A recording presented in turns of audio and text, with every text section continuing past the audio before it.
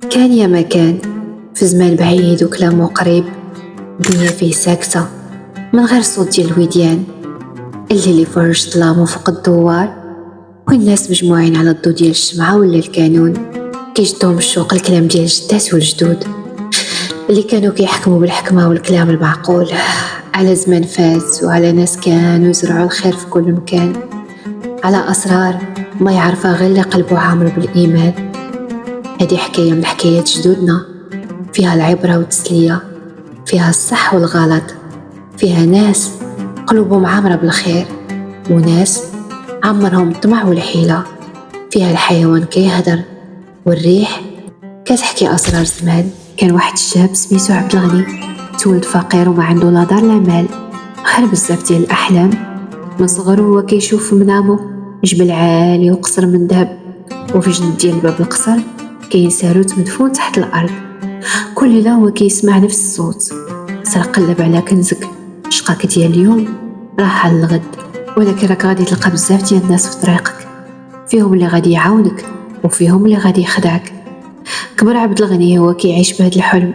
في واحد النهار خدا القرار يجمع الوقفة ويمشي يقلب على الكنز، ولكن ما كانش عارف راه طريقه عامرة بالمفاجآت، بالحيلة وبالغدر، والحكمة والكلام اللي يوصل للقلب، والضربة اللي كتقسم الظهر. خرج في الصباح اللي نورو ساطع، شمسو حنينة ودافية، ريحو كتحرك الرمال، وقلبو فرحان هو شاق طريقو على الكنز. وهو غادي في طريقو شافت عينيه راجل كبير جالس تحت الشجرة، وجهو مخلوط بالغبار ديال الصفر وعينيه عامرين بالحكمة. ناداه الشيخ وقال: فين غادي يا مولاي؟ جاوبو عبد الغني: غادي نقلب على كنزي، بغيت نولي سلطان، وعندي اليقين بلا رزقي مخبي في واحد المكان، خاصني نلقاه دغيا قبل ما الشيب يطلع ليا ويفوت الأوان. تبسم الشيخ وقال: يا ولدي، اسمع مني مزيان، طريقه طويلة ومحفرة، فيها بارد الكتاف، وفيها اللي قلبه صافي، وفيها اللي عنده النية، وفيها اللي يحفر لك حفرة ويدفعك تطيح فيها، فيها الكذاب والغدار، فيها الناس ديال الخير واللي قلوبهم عامرة بالإيمان. كمل في طريقك، كل خطوة غادي تعلمك شي حاجة في حياتك. داز وقت طويل وهو كيتمشى حتى بدات رجليه كتعيا، والعطش بدا ينشف في ريقو. قرر يرتاح شوية، ولكن في ديك اللحظة شاف الديب مخبي مور الشجرة، عينيه كيلمعو في العتمة. كان الديب كيشوف فيه بنظرة خبيثة، وقال له: فين طريقك واخداك؟ إلا غادي بعيد ما نصحكش تسافر بوحدك، خليني نكون صاحبك وضلك، نعاونك ونحميك، راه طريقك كتكون عامرة بالحفاري والفاعي. عبد الغني جاوبو وقال: وشحال من واحد في الدنيا تيبين لك الصدق والمحبة، هو في الحقيقة غير غدار، ولكن واخا شفت في عينيك المكر غادي نعطيك فرصة. عبد الغني واخا الشك اللي كان في قلبه قرر يكمل مع الديب طريقه، وقال: الوقت هو اللي غادي يبين ليا واش هذا صحبته غادي تكون نعمة ولا نقمة عليا. مشى عبد الغني مع الديب، والغابة دايرة بيهم، كل خطوة كتعلمو حاجة جديدة. داز الوقت هو مرافق معاه، كينوض الغبار تحت رجليه، والشمس كتحرق العزيمة، والعين شايفة القدام، والطريق مازال قدامهم طويلة، حتى وقفوا على واحد الراعي وسط الغنم، وجهه مهموم وعينيه نازلة للأرض. سولو عبد الغني وقال: مالك يا العم على هاد الهم؟ نهد الراعي وجاوبه: الغنم كتنقص ليلة ورا ليلة، الشفار مجهول والعين بصيرة واليد قصيرة، والقوة مشاهد ليا في الصغر.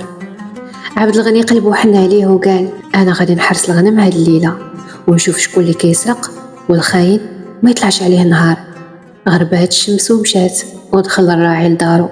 عبد الغني تخبى وسط الزرع، والقمرة فوقو مضوية، ونجومها كتشعل في السما.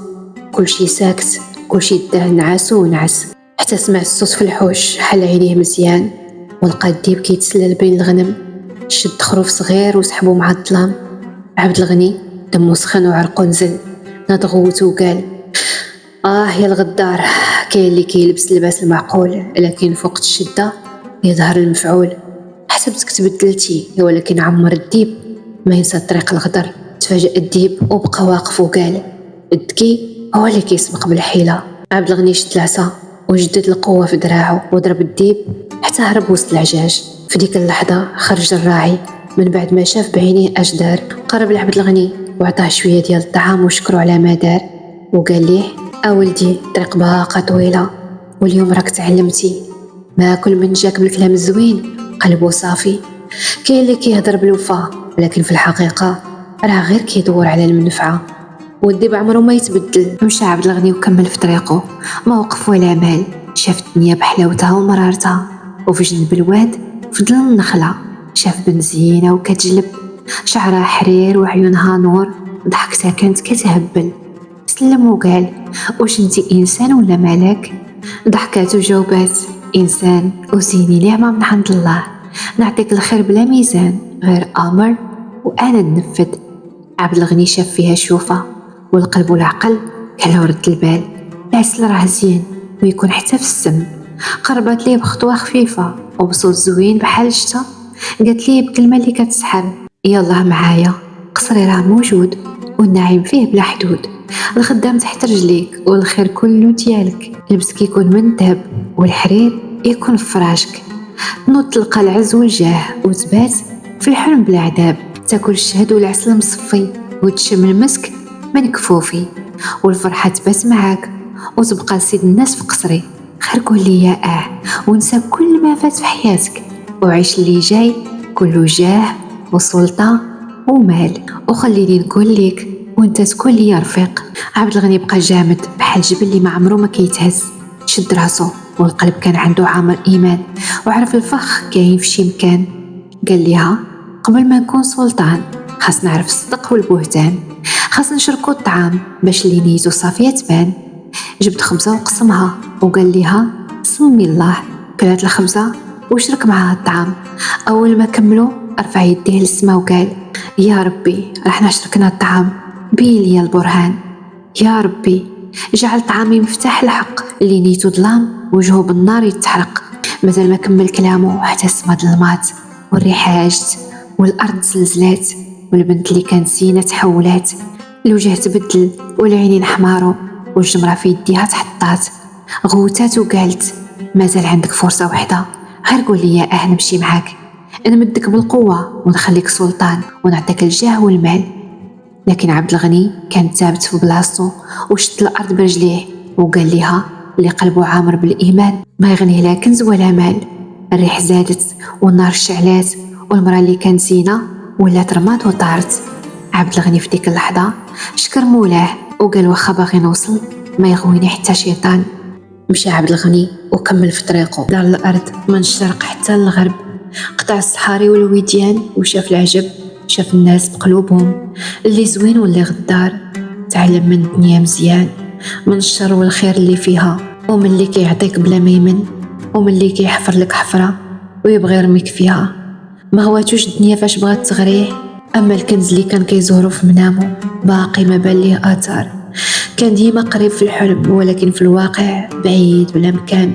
واحد النهار رجع عبد الغني لبلادو عيان وجيعان ومهموم، جلس قدام العتبة ديال الدار وهز راسو للسما وقال: واش مكتوب عليا نبقى ديما بلا جاه بلا مال؟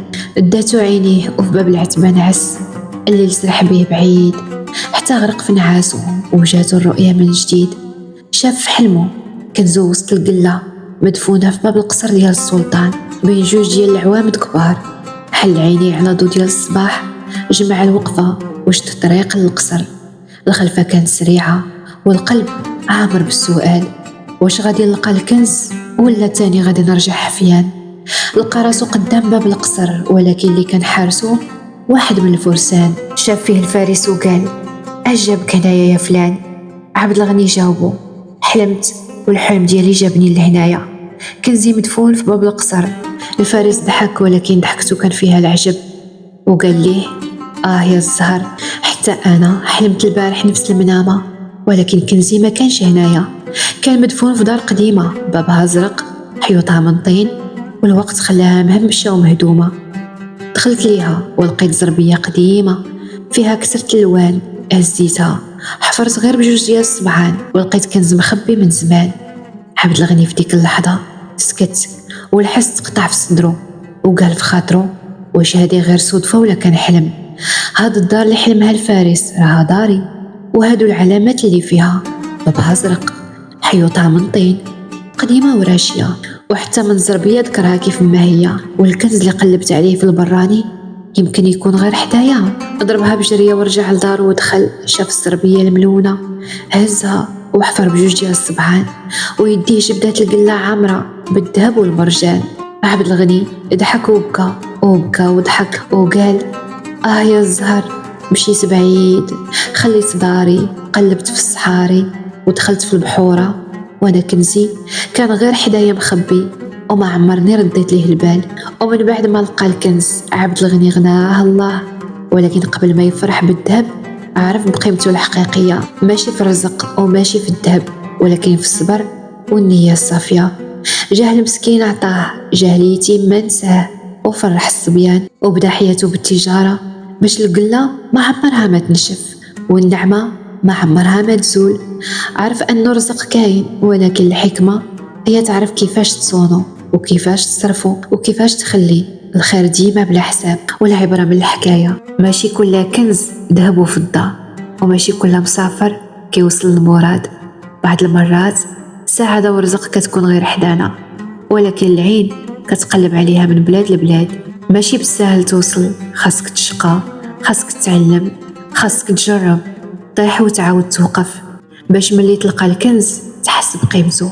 بعض المرات كنبغيو الدنيا تعطينا وكنساو حنا اللي خاصنا نعطيوها المعنى، وبعض المرات كنحلمو بشي حاجة عند باندا كبيرة، ولكن الفرحة كتكون في الحوايج البسيطة. ما عمرك تستسلم، اللي كيحلم خاصو يجري، اللي بغى يوصل خاصو يطيح ويعاود يوقف، خاصو يجرب حتى يلقى.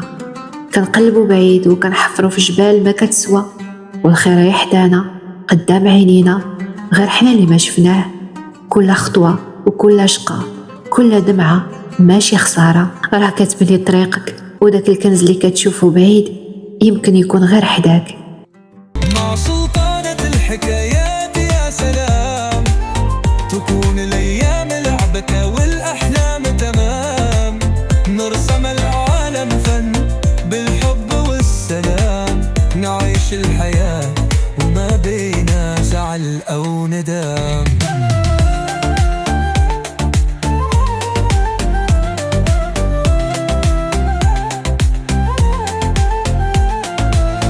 أنا ذاك الشخص اللي يحب الاحتواء، أجد الجمال بكل خطوة وارتواء، في الطرق الغريبة أبحث عن السر، وأجعل من كل تجربة درس وعبر. النجوم تراودني، تعلم من الكلام، تخبرني أفعل خيرا وأهزم الظلام، في طريقي أصنع من الخيال واقع. مع سلطانة الحكايات الحب لنا شرع، مع سلطانة الحكايات يا سلام، تكون الأيام لعبة.